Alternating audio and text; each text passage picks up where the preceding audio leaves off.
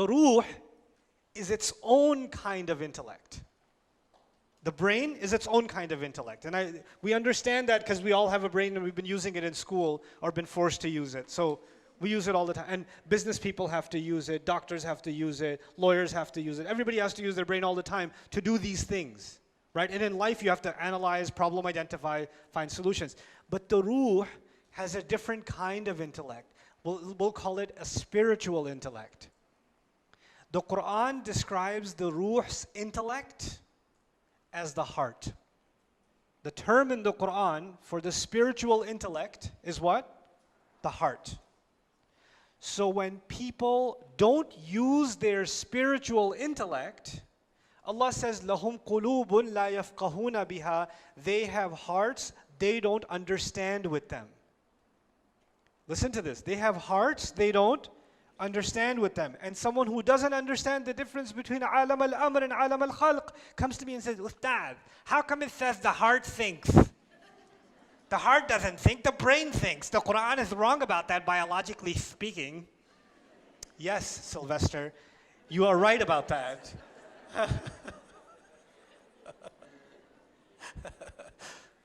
The reason for that is the Quran is not talking about the physical heart.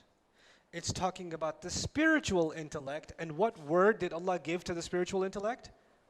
Qalb. He gave it the meaning, the qalb. And when people stop using their spiritual intellect, He says their hearts have become hard. Or He says their hearts are covered, they're not using them. Or their hearts are even dead. He even says, إِنَّ فِي ذَلِكَ لَذِكْرَ لِمَنْ كَانَ لَهُ قَلْبٌ. In this Quran, there's a real reminder for someone who actually has a heart. You could be like, but Ustad, everybody has a heart. Yeah, but some people have abandoned their spiritual intellect. They've abandoned their other heart. They're only using this one, not this one. You understand? Okay. Now, it's analyzing. The spiritual heart is also analyzing. But it's not analyzing for food, and it's not analyzing for shelter or clothing or more money. It's not analyzing for that. It's analyzing to fill some other kind of void. Because the physical body gets hungry, the physical body gets thirsty, the physical body has physical, sexual urges, the physical body wants to preserve itself, safety. Those are all needs of the physical body and the physical mind. But the spiritual heart is looking for spiritual food. So you're going to go have the best food with your friends, and you had a great time, but you're feeling an emptiness inside. And that's because your spiritual intellect is analyzing and saying, I didn't find what I was looking for. And then I'm going to go somewhere else and find it. And then I'm going to try to find it somewhere else and find it somewhere else. You guys should look up Abdullah Rothman if you don't know who that is. Abdullah Rothman, R-O-T-H-M-A-N. One of the most amazing human beings on this planet, by the way. So his story, listen to his story. I'll tell you a brief synopsis of his story. He comes from a family of, great psychologists and pioneers in psychology. And he became interested in the question of what is the soul. He just became interested in that question. What is it? And he's a white guy. And he doesn't come from a religious background at all. And he wants to understand the soul. So he says, okay, I'm going to look at psychology last. I'm going to look around the world for what people say about this thing they call the soul.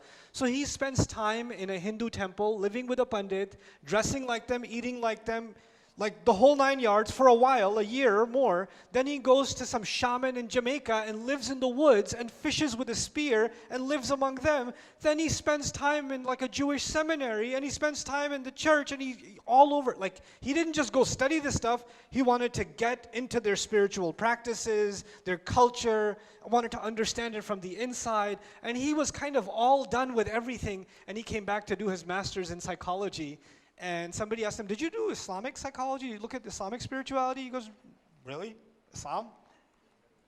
And he started looking into it, and he says, this is it. And he took Shahada. And he's head of the Islamic psychology program at Cambridge Islamic College. He studied under a sheikh in Sudan. He got married in Sudan. And mashallah, studied Arabic, studied psychology in depth. And just because of the analysis of the ruh, of wahi. is something inside him seeking. This is something Allah gave inside every human being. Some people are able to silence it more than others, right? But it's inside all of us.